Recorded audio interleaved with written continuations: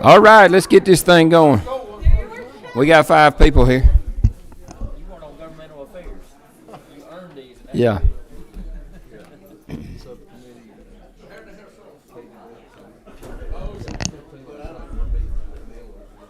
What's her approach for? Can we go ahead and grab that sheet or wait a few minutes?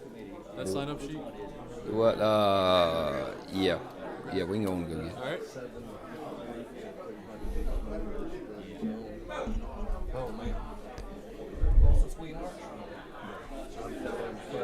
All right, we're going to get going here today. Yeah. Can you hear? Can y'all hear me? Hey, y'all shut that door for me, please.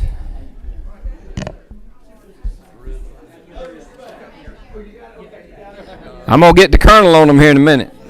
I gotta leave by 4. Just let you know. Oh, yeah. It ain't gonna be that long. God, I hope not.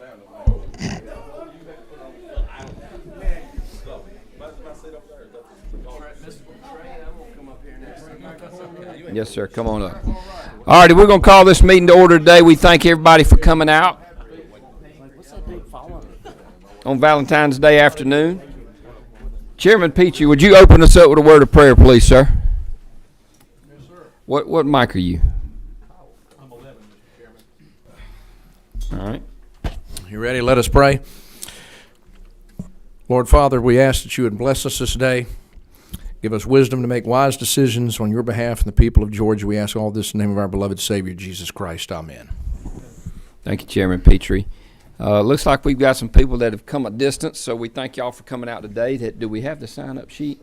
And just to remind everybody, comments and sign-up, we're going to stick to 3 minutes because we've got a lot of meetings here back to back. The Capitol's getting busy, and it's getting to be that time of the year. First off, we've got a measure that we need to take up for the department before we get into to House Bill 121. We need to do a quick measure, and I'm going to turn the meeting over right now to Vice Chair, who is now Chairman Donahue. Thank you, Mr. Chairman.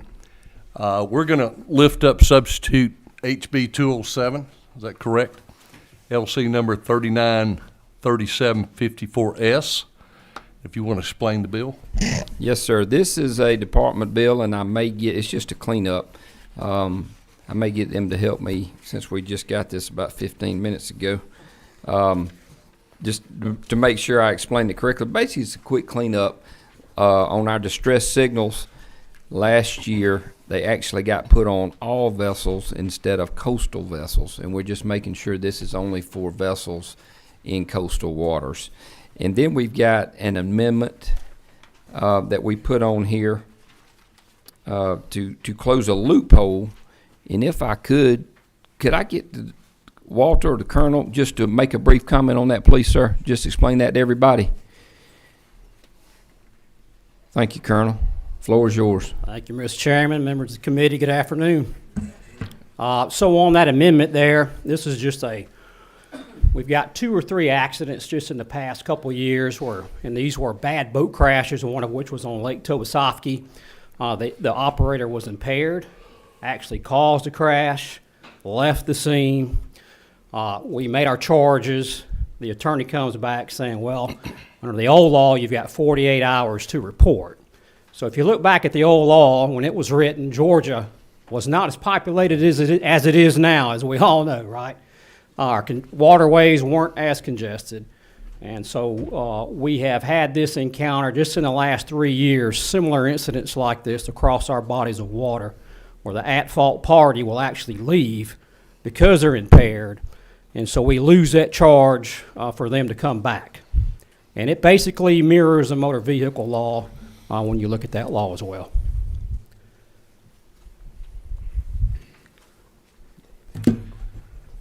And you want to explain any questions?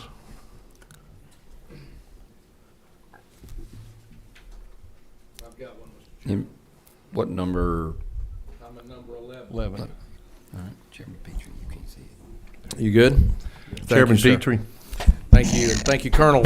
And Colonel, I'm just asking, I'm reading it now. Remember, I've read the bill, but this was just newly added. Right. So trying to make sure I understand it well. So I had a real high-profile death in my district Correct. in the off session where an entire family was wiped out by someone, BUI, okay? Whole family. Both parents, 2 children, 2 sons, 1 living daughter now. So is this is, all this is doing is making sure, as I read through it, I'm trying to read through it quickly, that you do what most people would think is commonsensical, right? Correct. I mean, you have an accident, you stop, and you make sure that you help those that may need help, and you certainly wait to explain what happened or what not. So obviously, anybody that could leave the scene if they were drinking, we know it's a huge problem in this state. While people are boating, they don't quite see it the same way as we do with drinking and driving, which Sure. we should. I've got a great example, the one I just used, to Right. suggest it is no different. So to that end, that's what you're trying to get at here, right? So to make sure that person doesn't leave the scene, you know, the next day, you say 24 hours later, they report it, whatever they've been using, long out of their system. Correct. Is that correct? Just That's correct. Yes, sir, that's very explain a little correct. more fully. Just I want to make sure because it's we've got a good page and a half Right. of language here added. Right. So previous language, you had 48 hours to report a boat crash if you're at fault. The last 3 years in a row on these big crashes, and we can use a lot of the smaller crash examples as well. Those who are at fault predominantly are under the influence, and so this allows the old law allow them to leave the scene. Obviously, your blood alcohol content drops about 2 grams per hour. So for every hour we don't have that person there, we're losing our case on BUI. But this was also a loophole for them when it came down to the charges and court time, that the old law did allow that to occur. And we're just trying to tighten this up along with the motor vehicle law that states basically if you cause a crash or involved with the crash, that you remain at the scene, make contact with law enforcement, render aid. The Good Samaritan clause is in there. If cell phones are lost in the crash, you can leave the scene to go make contact, but you do have to return to that scene as well. So, Thank you, Colonel. Any more questions? Number 6. Looks like Ridley, Representative Ridley. Mr. Chairman, at the proper time, I'd like to make a motion. Okay. Any more questions? Everybody pretty much understands. Well, now would be the proper time, so we have a motion. Second. Everyone for, say aye. Aye. Anyone opposed? Looks like it's passed, and thank you very much. So Thank you. Turn it back over to the chairman. Thank you, Mr. Chairman. So you got that measure taken care of, it passed unanimously. All right, now moving on, now we've got, let me get my papers out of the way. Moving on to House Bill 121. I know we've had a lot of talk about this over the last year or two, and I know we've got some people from up North Georgia, Lake Raven, and some of those areas that came in. No, we passed this. We passed the sub. Yeah, we passed the sub. Okay, I'm sorry. A little housekeeping there.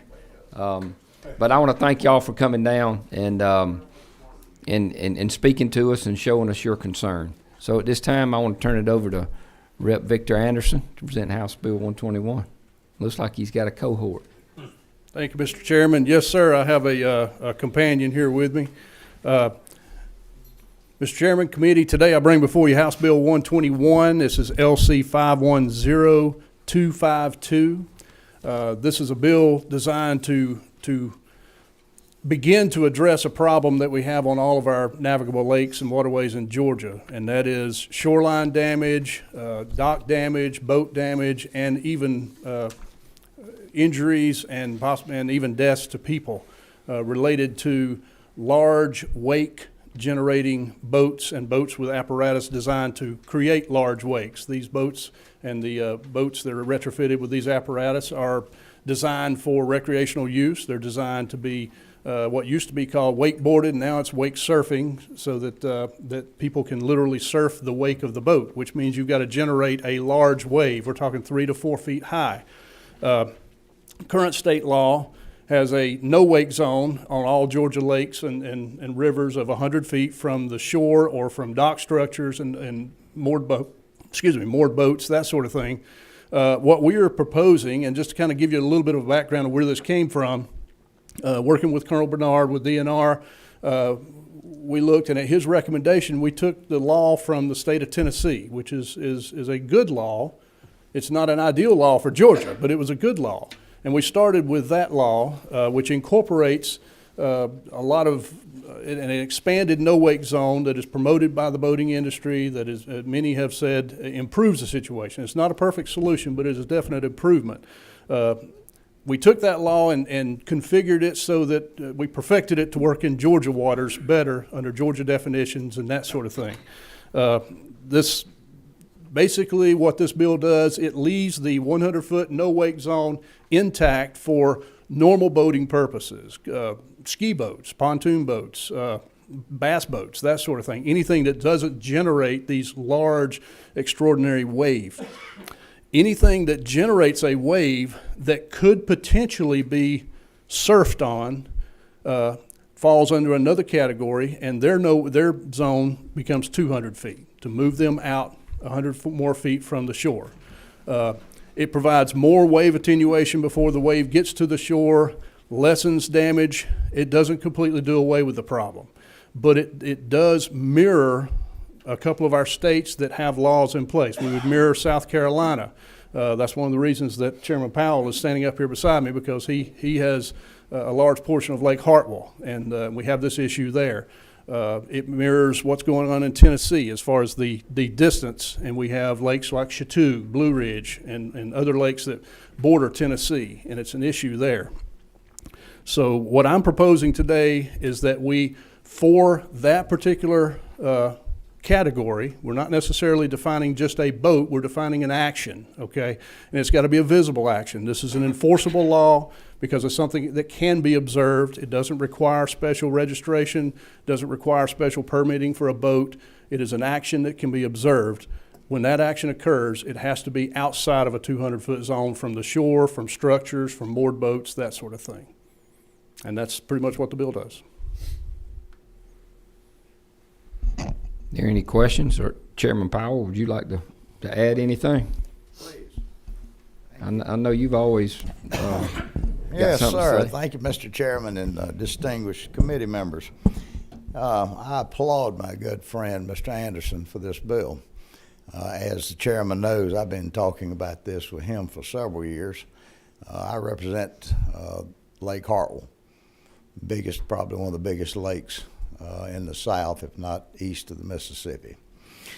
And this has become a sizable problem for those of us who live on the lake, a lot of my constituents.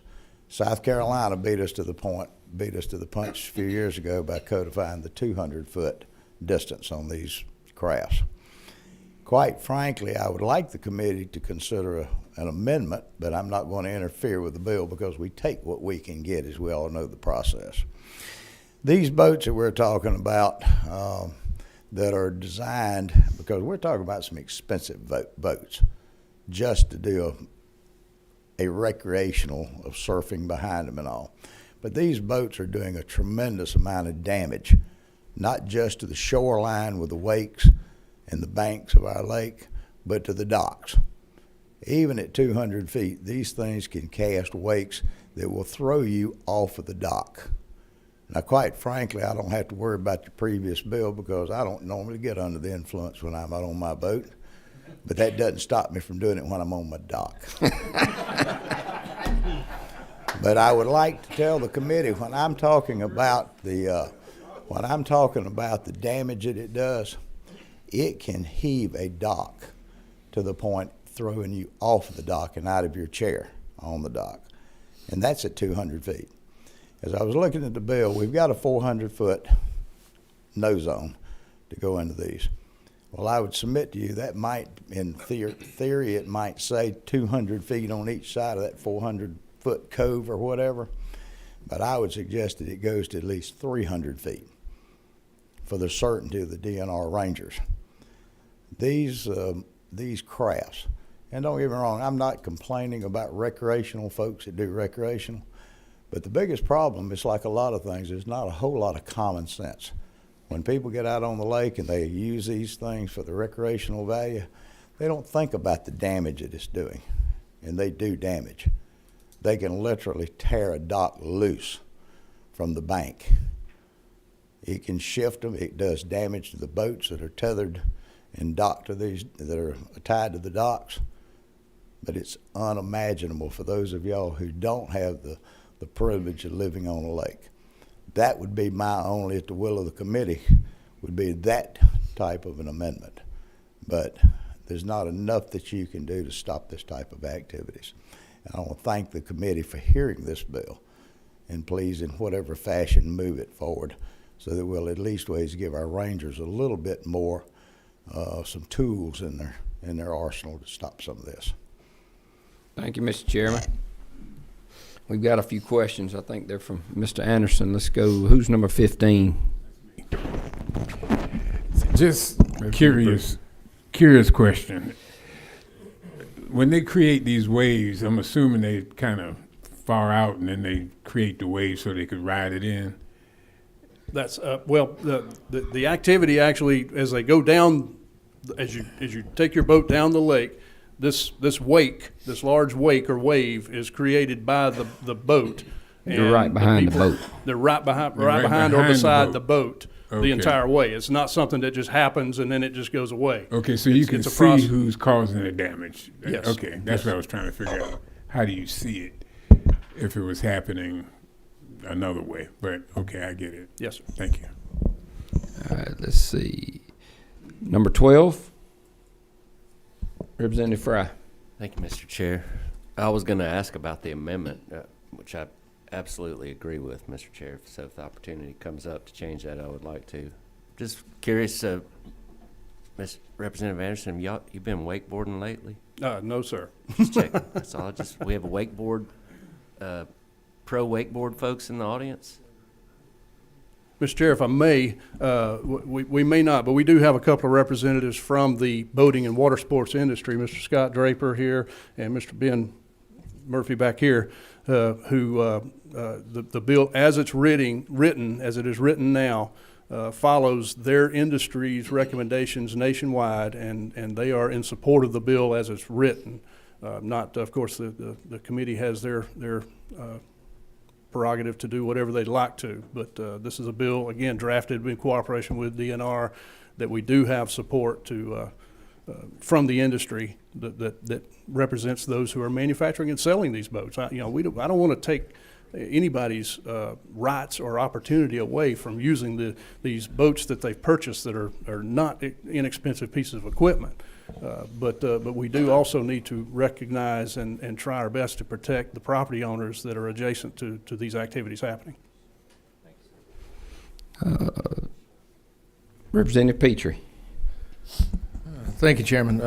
So generally, I'm supportive. I appreciate we have coastal issues down on the coast. Y'all listen to us coastal boys, and I feel like we need to do the same. And I look here at all your top signers; they're all lake guys. So that tells me you know what you're talking about.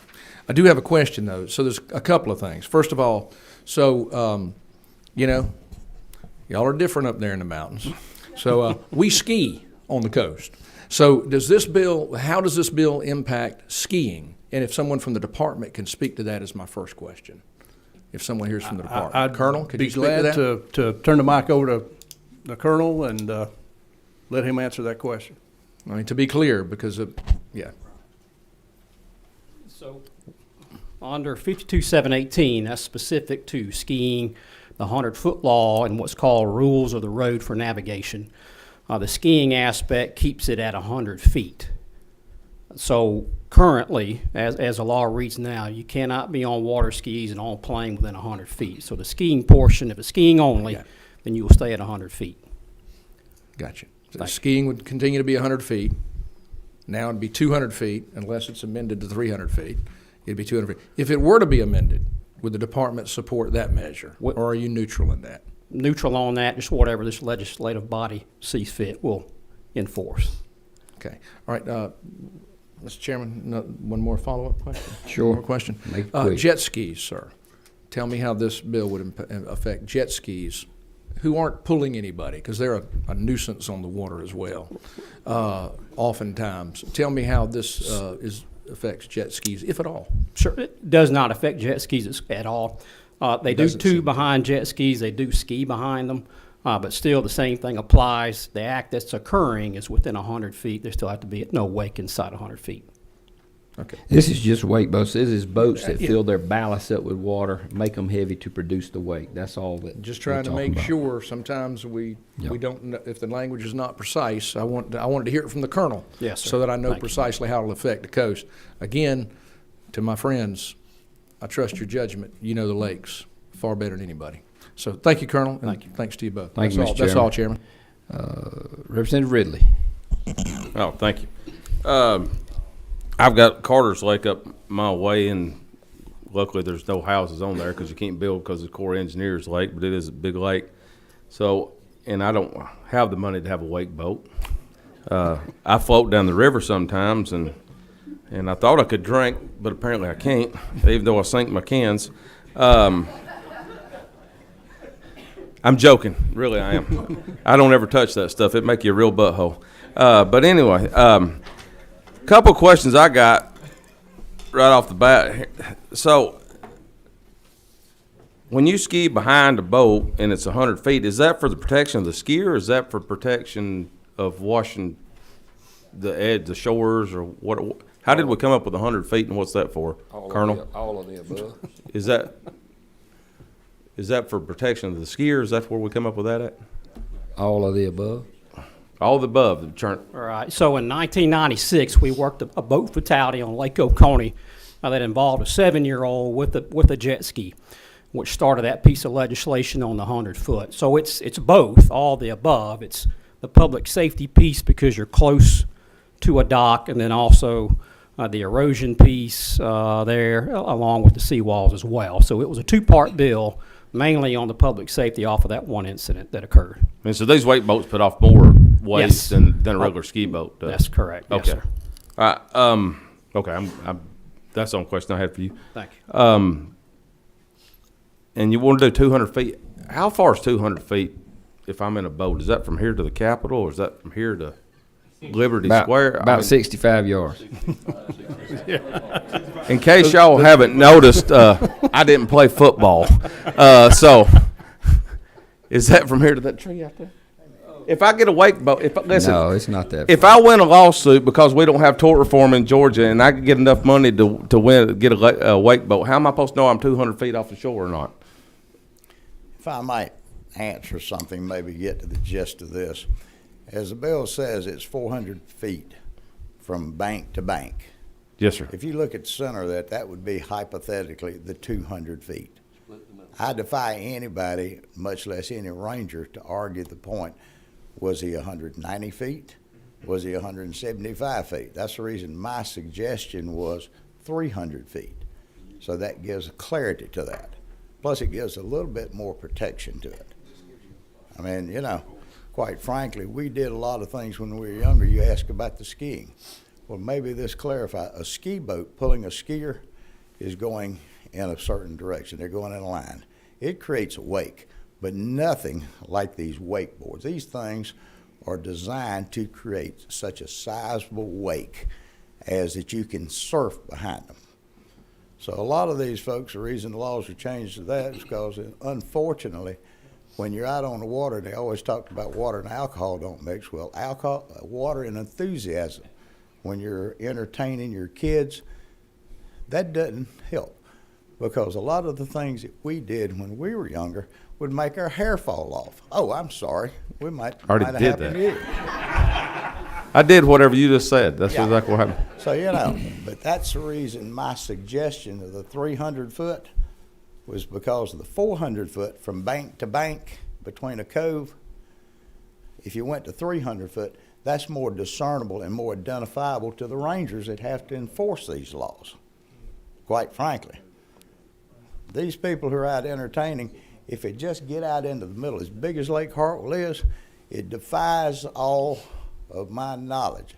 With all of that lake that goes 40 miles into the Carolina, that they will wait and get right in front of docks or within 150 or 200 feet to basically throw the pontoons or the boats up on the side of a dock with it. And that's the type of wake that we're talking about. That's the reason I suggested an amendment, if it's the will of this committee. I'm certainly not going to push the issue because I understand the legislative process more than any. And I'm certainly not going to try to do anything that would sabotage this bill. 300 feet would certainly be a better for the enforcement wise, but that's left up to the will of this committee. And I hope I was able to answer that question. What? Yeah, you did answer that question. So right now you can go into coves, you can go up I guess like a channel that's a narrow right now. You can wakeboard all that right now, right? Is that correct? As long as you're over 100 feet As from the long structure. as you all right. are trying to adhere to the 100-foot wake rule. Well, and then in here it talks about the docks. And is there only a certain amount you can build a dock out? Well, it just depends. Each Up on lake's Lake different. Hartwell, the Corps of Engineer controls that. It depends on what's the length between coves. They have anything from a 20 to a 60-foot distance. Nobody's allowed to go over 60 foot on a dock. My docks, I have the privilege of owning 2 docks, one on each side of the cove, the point that my home's on. So I'm at a 60 foot on both of them. And even I have trouble with these folks because being out on the big water on a cove, these folks will just turn a dock upside down. I probably spend more time and more money having people down there to repair the docks that the cables have been jerked loose. Now, I'm fortunate I hadn't been thrown off. I've been close to being thrown off of the dock a time or two while I was throwing a bottle at these wakeboards. But let me tell you, that's how serious this is up in Lake Hall, because we have people, and as you know, the folks we've got local residents, we've got people that's got recreational homes up there. We got people that come out of, wherever, Athens or Atlanta, and they'll bring these boats up there. And they don't have a lot of concern, because I don't think they do it deliberate, but they don't have a lot of concerns for the people that live up there that have the docks. And when we talk about throwing wake, these things they're built for that purpose. That's the reason I suggested the 300 foot, but that's up to the will of the committee and to the author. I mean, I'm not stepping in, I only signed the bill with him, but, I don't want to do anything destructive to the initial bill. I was just throwing that 300 foot out there to Mr. make Chairman, this more enforceable. You know I love you, and there's not too many people up here I respect at this place more than you. But I made a deal with Representative Anderson that fine. we're going to vote on this bill at 200. That's more than fine. Okay. Keep going. All right, we've got Chairman Corbett. Thank you, Mr. Chairman. My question, it might be to the colonel. Now, we've got some lakes that are bordered by 2 states. Who would have jurisdiction? They'd have 2 states have different rules. Because I have a fishing partner. When we go over there, he thinks we can catch an Alabama limit and a Georgia limit at the same day. So how would we do that? I think we just stay away from the limit piece at the moment, but sometimes that's open to interpretation, right? So I'll tell you this on South Carolina. This is just an example. PWC's currently, their law is different than ours. Okay, so when a resident from South Carolina comes across that imaginary state line, we don't allow mirrors on jet skis to tow people because you can only see so much. So in Georgia, that second person on a jet ski has to be turned around backwards to see the person fall to notify the operator. South Carolina allows mirrors. Now, when we stop, and I will say this, and I talk about this all the time with our folks, just because it's written in law, not everything is black and white, right? So when you run into folks, you talk to them, you see a violation occurring, they may be a first-time boater in South Carolina that's come into Georgia, and so we just take that moment as an educational period, get somebody on the back and send them on their way. So it is, Alabama is a little bit different over there. So really, Alabama, Georgia, it's not uncommon to have laws that don't closely mirror each other. And so, but we work with both states closely. I know all three colonels or all four that surround this state, and they see our legislation, and so we work together on that to make sure that our residents, while they can go back and forth, may or may not know at that point in time that law has changed and what it is in that current state, if that answers the question. I got you. Thank you. Colonel, stay right there. I've just got, of course, I've grown up on Lake Oconee, lived there my whole life, and if this were to go into effect, just a question I've got, because I know it's how I learned, it's how we taught my kids. If I want to get off my dock and I'm holding my kids on the wakeboard, and the boat's out there, and I'm right there by the dock so I can get back to the dock, would I be breaking the law? So currently, underneath 52718, within that specific piece of law, you can leave your dock and terminate your dock to your dock if you are water skiing. This does not talk about that specifically within this piece, if that answers your question. So if you were wakeboarding, the answer would be no. You'd have to get out past the 200 feet to start and to terminate, and then to come back in. So I couldn't be sitting there with one day I have a grandchild. I couldn't be sitting there with a 5-6-year-old grandchild in the water, get them going, and then get back to the dock. I'd be breaking the law.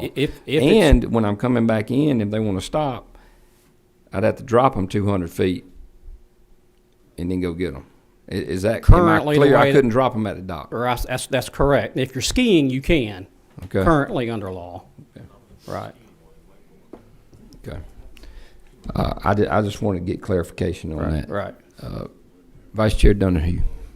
Thank you, Mr. Chairman. Before I ran for office, I spent about 120 days on the water every year, fishing tournaments, and I know Hartwell well, every lake around here. East Denali is very narrow. So if you're going up East Denali with the 100-foot rule, usually we have to idle through to get to the back. First, we didn't like it, but then a few years later, up East Denali, I saw a big wakeboard coming up and watched a 7-year-old child with a dock come up. It threw him in the water. He could swim. Parents got to him. But, that I was fishing a bank coming down when I saw that happen, and it was pretty hard to keep me from going into the dock with waves. But I think the 200 feet is sufficient, or we'll cut off Lake Burton, Lake Seed, and Rabun, because there's so many coves you can't go in if you do 300. And I understand we started at 300, but with this, I think 200 is sufficient at the moment. That's the bill we're looking at. But I've watched also the erosion part. My bass boat's 75 miles an hour, and it has a wake about this big. These boats are like 5-foot wakes, and you'll watch them, destroy, as Chairman Powell said, the docks and stuff. But then again, we have common sense is what we should be using when we operate any boat or any vessel. And that's where I see so many that do it proper. They have a big boat, they're out in the middle of the lake, they do things proper. It's the bad apples that always cause the problems. Yes, sir. I agree. Thank you. Any more questions? Number 8. I got a question, Mr. Chairman. Right now we're at 100 feet, and it doesn't matter if we make it 500 feet. You still got to have somebody to police it. I mean, we can't throw something like my esteemed colleague talking about throwing a bottle at somebody down in Lake Blackshear. You'd hit him in the head. Right. But my question is, if we change this to 200 feet, how are we going to police it any more than what we're doing now? And I'm not advocating policing or no policing. I'm just saying I have a place on the lake, and we hardly ever, unless it's Memorial Day or July 4th. Right, yes, sir. As you know, our numbers are really down as to where they used to be. And so we, always look at what's called sphere of influence. What can I do where I sit with what I have? And so anytime there's something new, we push out a lot of educational stuff to the boating public. And working with our water sports folks, they do a great job on that. This is the new law. This is what it looks like. And as you said earlier, most folks will adjust to that and will obey that. It's always those few that we all have to deal with, where it's us or Sheriff's Department. it's kind of the same group a lot of times that you end up dealing with that want to cause problems. And so that sphere of influence would incorporate the educational piece and then obviously complaints. That's how we work that now. If we get complaints from a dock owner, we go out there and we work that with range finders and that sort of thing. Now, we don't ticket people if they're 99 feet right now. Obviously, it's those that are really close. We may have a discussion with them to educate them and move them on. And so that's how we would probably approach this moving forward, an educational piece and then working that by complaint. Thank you. Yes, sir. Thank you. Okay. Look, we've got some people that have come a distance, and I want them to get to speak on this. 3 minutes, please, if you can. Is it Patrick? Yes, Patrick. Just please identify yourself and tell us who you are and where you're from, and speak to us. Thank you, Mr. Chairman and members of the committee. My name is Pat Hickey. I'm on the executive committee of the Lake Rabun Association, and I'm also in charge of our water safety committee. So I've been working with Ruddy and some others on this matter for the last year and a half or so. And I want to thank Representative Anderson, who came up to the lake to see the impact that some of these wakes have had. And I want to thank you all for agreeing to take up this issue.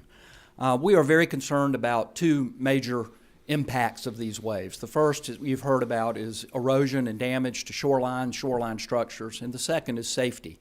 When someone is at danger of being thrown off of a dock, or they are embarking or disembarking from a boat, they are at danger of being thrown into the water.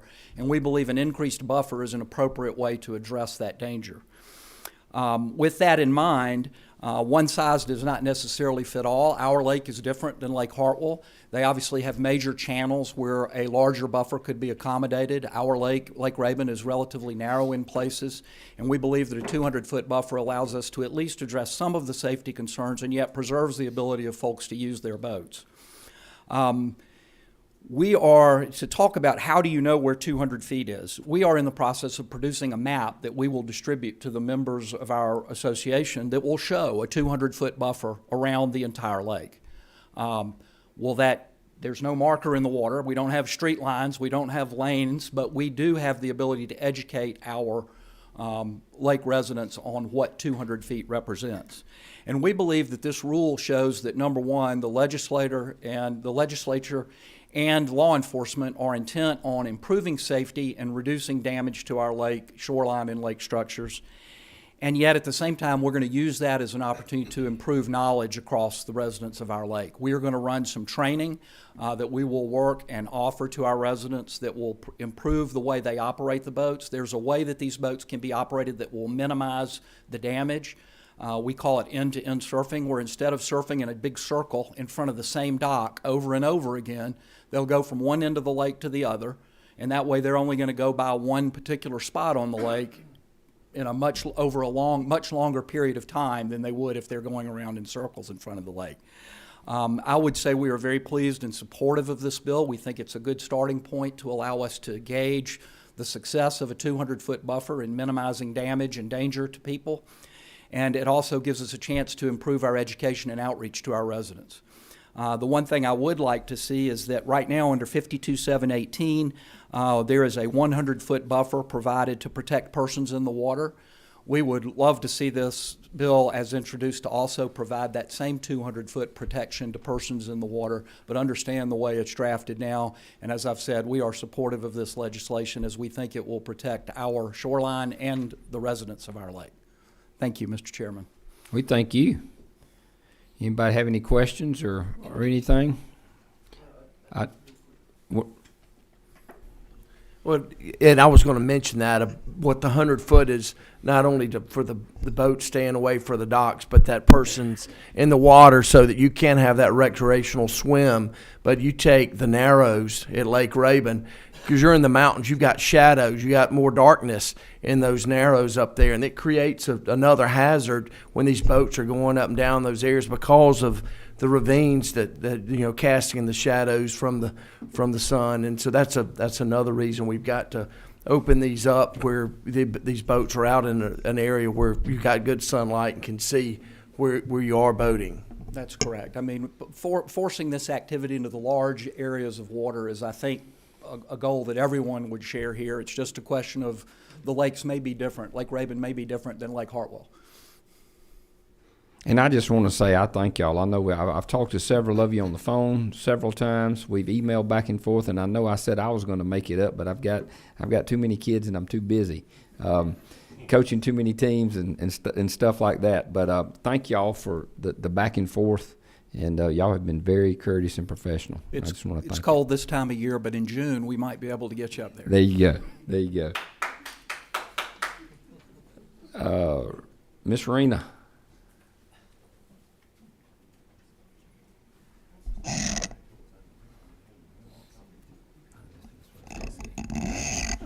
Hello, committee. Thank you for having me. My name is Rena Peck. I'm head of Georgia River Network, and we are the state's Water Trails program partner. So I'm here representing 2,000 miles of water trails, which include our lakes, and we're all about safety and access for all. We support the bill for 200 feet. We do understand that some of these narrow areas would be taken out for large wake surfing boats. But people can teach their kids to ski, so it all works out. Thank you. All right. Is it Wallace? Wallace Bruce?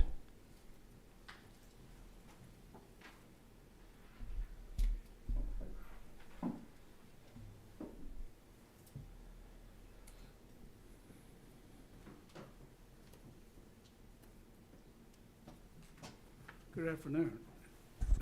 Thank you for the opportunity to discuss this issue today, and a special thanks to Representative McDonald for the conversation, the time you took to have a conversation with my colleague in Minnesota. I hope the information he provided will be helpful for you.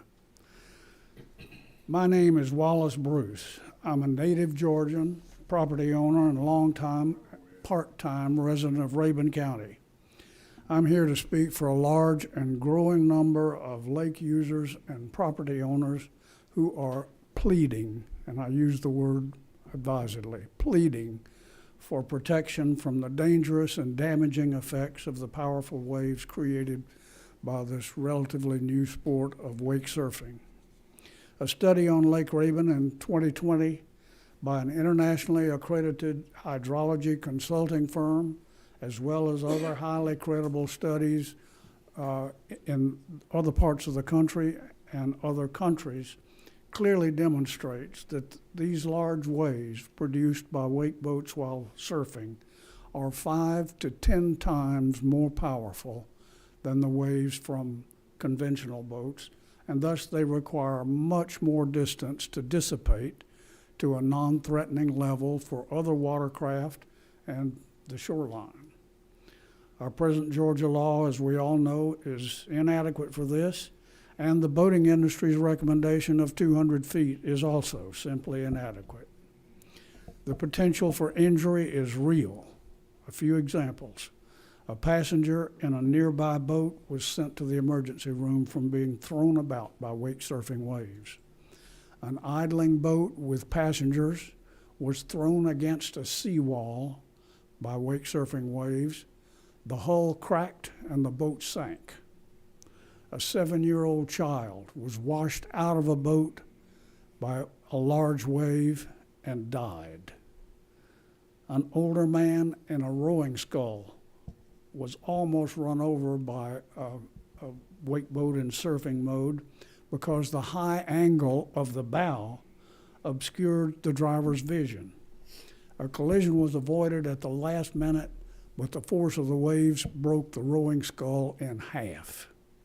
The list goes on, and it'll continue until sufficient separation distance is required. As mentioned earlier, these boats can and do generate waves up to 4 feet high, which is what happens in a Category 1 hurricane. When we have 2 or more of these boats operating in the same area, as we often do on summer weekends in our narrow lakes, hurricane water conditions are what we get. Patently unsafe at 200 feet. On Lake Raven, and almost certainly on other small lakes, parents restrict children's canoeing and kayaking and swimming when wake boats are about. Water skiing and pleasure cruising are frequently unpleasant, sometimes simply not possible. The quality of life on and around the lakes is steadily diminishing as wake boats become larger, more powerful, and more numerous. All of the studies I mentioned earlier recommend 500 feet or more separation for wake surfing. 500 feet would, on Lake Raven and other small lakes, would completely eliminate wake surfing for the present boats. So as an accommodation to present owners and to provide an additional measure of protection, we strongly second the suggestion made by Representative Powell to increase the distance to 300 feet.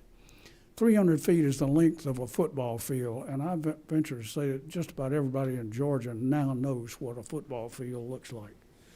It's also the midpoint between the present inadequate law and the scientifically demonstrated minimum distance of 500 feet.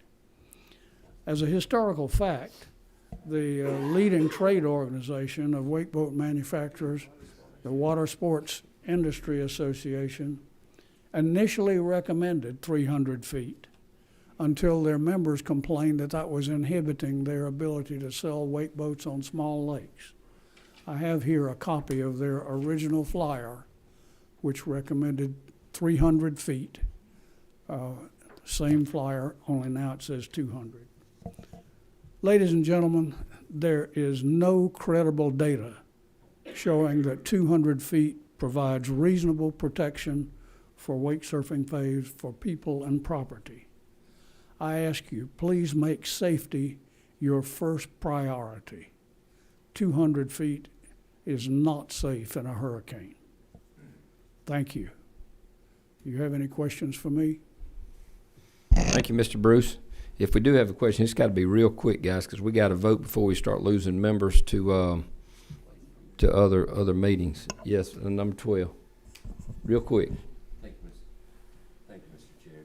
Sorry, I hit my button. You said the 500 feet was the scientific version of, you mentioned 500 feet in your scientific study that was done. Is that 500 feet is recommended science behind the dissipation of one of these large waves, and we're sitting here talking about 200. Is that what you're saying? No, 500 feet is the recommended separation distance from the wake boat to shoreline. To shore, right, where the wave would fully dissipate Right. in 500 feet. Okay, thank you, Mr. Chair. It won't fully dissipate. It will dissipate to the equivalent of a conventional boat in 500 feet. Chairman Petrie, 10 seconds. All right, Chairman, I just wanted to say to this gentleman's point, we've talked about erosion, big issue, we've talked about safety. You raised an issue that I think we all need to be cognizant of, that is, you know, we have a crisis in this country with obesity and with our young people being inactive. The things that we really need them doing, and I see this on the coast a lot of times for similar problems, whether it's out canoeing or paddling, or whether it's swimming or doing all the things you can do, a lot of it is difficult when you have this kind of activity. So I just want to tell you, I recognize that. I think that's a good point, and I think I understand well what you're recommending, and makes sense to me. Thank you, sir. Thank you, Chairman Petrie. Thank you, Mr. Bruce, and thank you for coming down to see us today. And once again, I want to thank everybody that came and traveled down for this meeting, and we appreciate you showing up to at your Capitol to express your interest, and thank you for coming. What is the will of the committee? I make a motion that we pass HB 121. Second. All right, we've got a first and we've got a second. Is there any other thoughts or discussion? All in favor say aye. Aye. All opposed? No. Is that 2 noes? The bill passed. HB 121 passed. With that being, meeting's adjourned.